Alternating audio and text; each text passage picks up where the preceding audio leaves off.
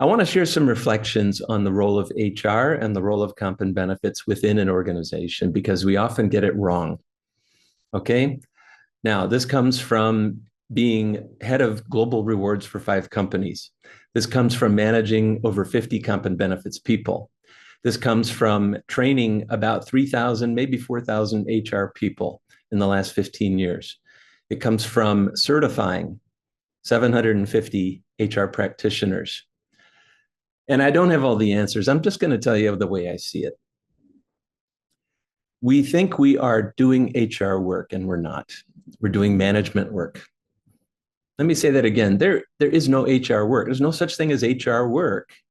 It's all management work. Before HR, managers had to manage through people. They had to hire people. They had to decide what to pay them. They had to assess their performance. They had to set standards. They had to discipline and warn and fire and sometimes promote and recognize their workers. HR helps. Before HR, managers had to manage. I studied management. My major at Eastern Michigan University was management. I got a bachelor's in business administration, BBA, major in management. I was the outstanding management student, which means I don't know everything, but I had been working. I had 11 jobs before I had a degree. And all the HR courses were under the management major. In fact, the majority of the courses in the management department of business school were HR courses. So the majority of management, as opposed to marketing, finance, IT operations, the management major was primarily HR, people management. So I've always felt very proud that being an HR person, I'm part of management. I'm part of management. Okay. Even if you are handling payroll, benefit claims, explaining how the performance review process works to a new employee, onboarding, recruiting, comp and ben, learning and development, union relations, talent management, whatever it is that you do in HR, we're helping management do what they would have had to do without us. We're part of management. What does this mean? What this means is we need to have an awareness of the business situation like we are part of management. Okay. It's not enough. In fact, it's dangerous to study and focus and go to conferences only on HR best practices, HR trends. Okay.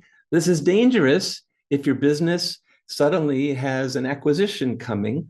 All that HR best practices is kind of irrelevant because you have to plan due diligence. You have to figure out harmonization. Is it going to be parent company driven, acquired company practices, best of either, or market, or just let people negotiate? So you have to facilitate a process to help management reach answers and reach practices that work. What works is best practice.